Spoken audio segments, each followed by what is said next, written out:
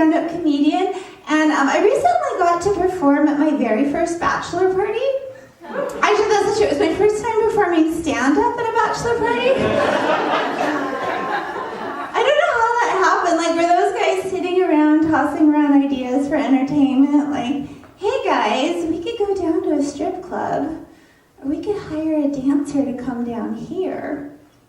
Wait a minute, you guys. You know what I think would be a lot of fun?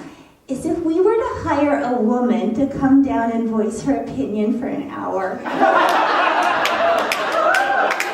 What do you say, guys? Best bachelor party ever.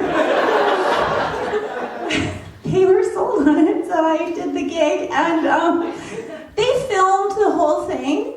And those guys are in so much trouble if their wives and girlfriends see the video, because like they did stuff with me I know that they don't do with their significant others at home. Like they listened to all my stories and laughed at all. Totally call off my wedding if I caught my fiance doing that with a strange woman. I got a part in a movie. I'm excited about working with this actress. Her name is Crystal the Monkey. She was the monkey that was in The Hangover 2, that chain-smoking, drug-dealing monkey. And the film that we're in, she's flying an airplane. And for a little while, she had a sitcom on NBC where she played a doctor. And like, she's got an amazing range, but there's one thing about this that bothers me, is that they always have her play a male monkey. Like somehow, it's just too unbelievable that a female monkey be able to fly an airplane. It's gonna be another 50 years before a female monkey is seeing patients.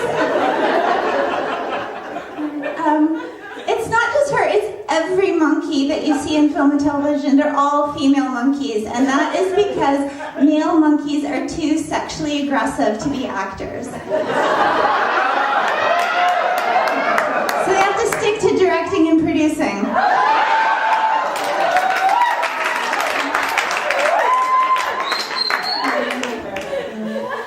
Speaking of gender equality, I recently got to go Dutch on a date. If you guys don't know what this means, what it is when you go for your wallet, he lets you. When he asked me out, he didn't say, hey, I would love to watch you buy yourself a sandwich and eat it in front of me sometime.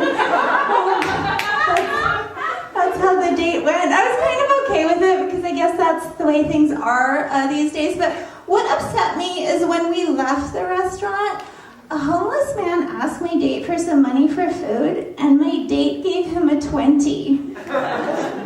My sandwich is only $11. He bought dinner for another man while he was on a date with me.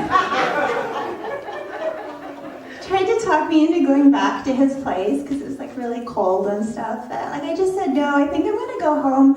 But you know who does need a place to stay tonight?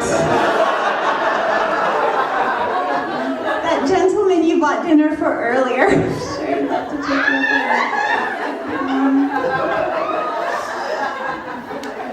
I get a lot of dating advice from my guy friends, and what they tell me I have to do is I have to play hard to get because men are hunters.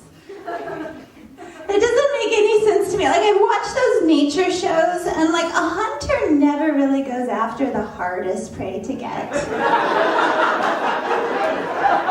A lion may admire that zebra with like the perfectly toned body. He's not gonna lunge for her. He's gonna go for the zebra with like the dislocated hip. She's like completely dehydrated. She's just a foot away from the watering hole. I do find it a little bit difficult to have a relationship because I travel a lot doing stand-up. And what I like to do is if I'm seeing a man that I think is really special, before I go away on the road, I like to cut a little lock of his hair. I take it away with me, and I find it very comforting to know that a part of him is always with me.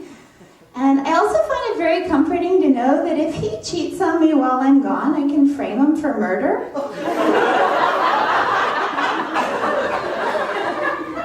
So it's a lot easier to get a lock of hair from a guy than to have to explain why he needs to touch the gun?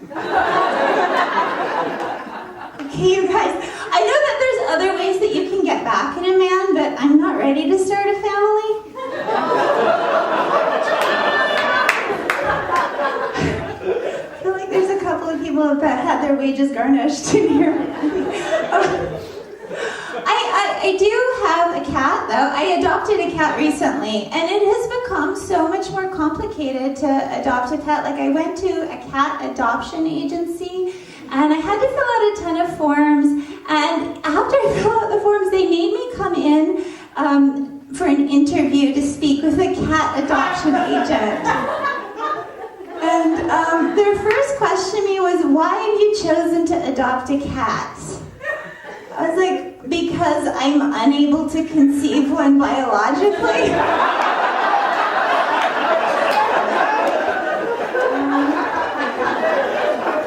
Correct me if I'm wrong, I'm pretty sure that if I want a cat, adoption's my only option.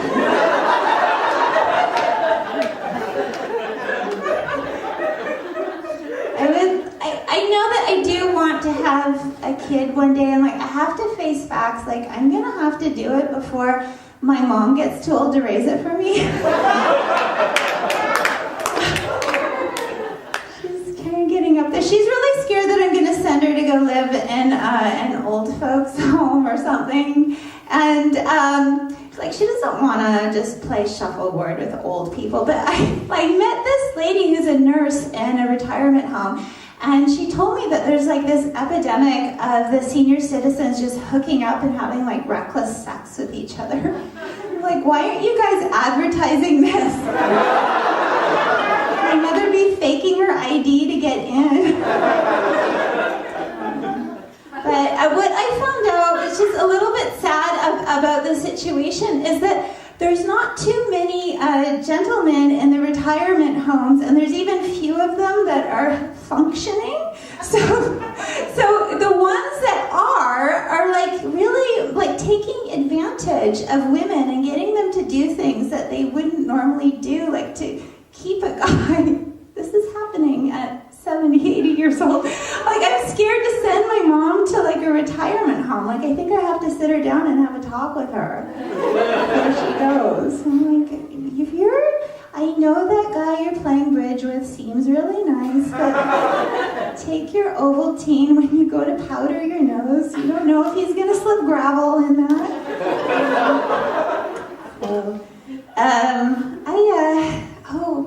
I was at this party the other night, and this guy offered to walk me to my car at the end of the night. Ladies, is it just me, or is that guy that offers to walk you to your car at the end of the night often way creepier than anybody you've met walking to your car by yourself? You can't say no to him, especially if it's like a really rough neighborhood, because basically that's like saying, I would rather die than be alone with you. My friend said that I was being like way too harsh about that. It's probably just like a really nice guy that wanted to talk to me all night and just got the courage up when he saw me leaving. But I have to say, you guys, your ideal opening line to a woman should never be, hey, I would love to take you to a secluded second location. I think of myself as a feminist, but I find that like I clash a lot with other feminists because I'm not politically correct. And I got in a fight with a male feminist recently. It was the worst to fight with. He told me that I needed to stop subscribing to gender norms. And I don't want to say he was unattractive, but he would have been so much prettier if he smiled. Gender's just a social construct. I'm like, you need to go construct me a sandwich. He said a lot of stuff to me. I don't remember what he said exactly because he's wearing this like really tight shirt and his man boobs were distracting me. Guys, you can't dress like that if you want to be feminist.